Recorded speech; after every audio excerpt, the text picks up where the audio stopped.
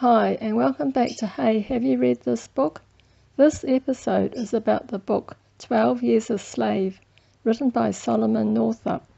This book is said to be the best memoir written by a slave. Although it was first published in 1853, it is very well written and packed with drama, tension, and emotion. This story is so powerful and disturbing that a movie based on this book was made. Solomon Northup was born a free man in Saratoga, New York. He was a farmer and musician, and his wife was employed as a cook. They had 3 children. In 1841, Solomon met 2 men who wanted him to go with them to Washington to play his violin in a circus in exchange for wages. However, in Washington he was drugged and locked up and put on a steamboat to New Orleans. When he insisted that he was a free man, he was beaten. With a group of slaves, he travelled down the Potomac River into Chesapeake Bay. Solomon was put to work on the boat during the day and locked up at night. Solomon thought dying would be less terrible than becoming a slave, so he, with 2 other men, decided that they were going to take over the boat by seizing the captain, his pistols and cutlass. However, their plan could not be carried out when one of the slaves became sick with smallpox and died.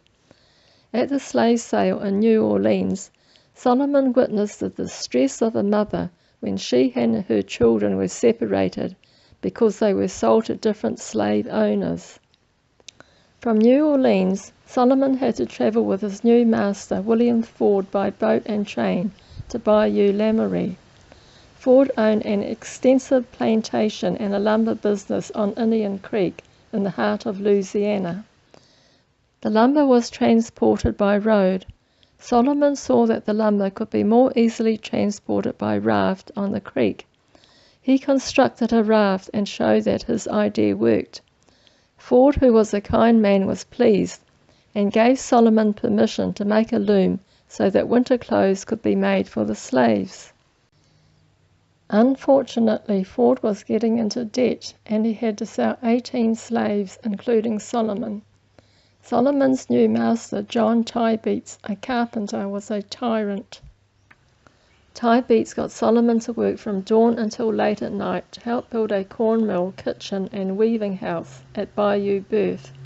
When Tybeats was about to whip Solomon for no reason, Solomon pushed Tybeats to the ground, grabbed the whip, and lashed his master.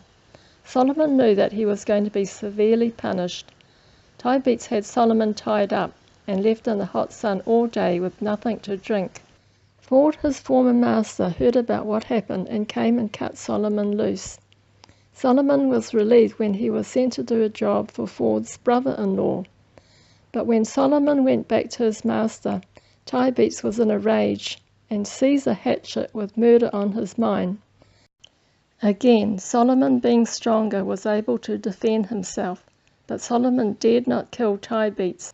Solomon tried to run away, but Tybeats, with 2 other men on horseback with dogs, went after him. When the dogs had almost caught up to him, Solomon ran towards a swamp and went down into the bayou and crossed to the other side into more swamp, where he saw alligators and hundreds of snakes.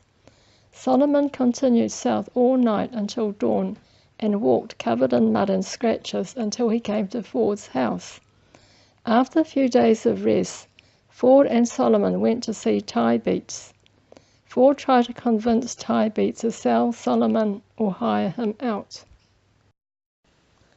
It was a relief to Solomon that Tybeats had sold him to Edwin Epps, who owned a cotton plantation. Solomon's new home was a log cabin with no floor or window, and a 12-inch wide plank of wood to sleep on. It was expected that a slave would pick 200 pounds of cotton a day. A new picker would be whipped and made to pick as fast as possible. After that, he had to bring in the same weight every night or be lashed. After the cotton was weighed, the slave had to grind corn for supper. By the time his meal was cooked, it was usually midnight. If he was not up by break, he would get 20 lashes. When there was no cotton to pick, the slaves had to plough the fields, plant corn, gather corn, cut wood and fatten hogs. Even when a slave was sick with a fever, he was still made to work. It was only when Epps thought that Solomon would die that Epps sent for the doctor. Solomon was ill for several weeks. When he regained his health, he was sent to pick cotton, but as he was too slow, he was given other jobs such as cutting wood.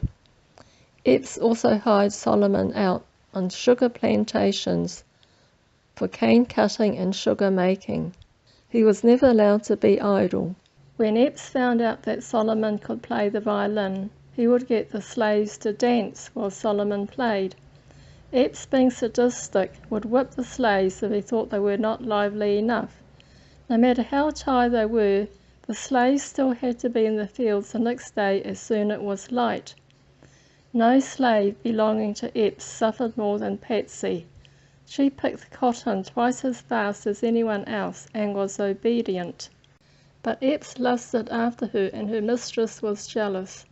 Epps whipped her to make her submissive, and her mistress punished her severely. Her back had scars from thousands of lashes.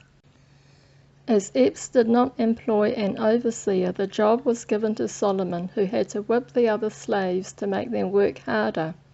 If he didn't use the whip freely, he would be whipped himself. Solomon learned to handle the whip with precision. He lashed out without the whip actually touching the slaves. Sometimes slaves would try to escape, but usually they would be captured, cruelly punished, or attacked by dogs. Not a day went by that Solomon did not think about escaping. He was in despair that he would never see his wife or children again. 12 Years a Slave is a gripping classic account of the devastating effects of slavery on people's lives. This book is essential reading for anyone wanting to know the truth about how the majority of slaves were treated by their owners. To find out how Solomon's years of living in terror came to an end, you should read this book. Thanks for watching.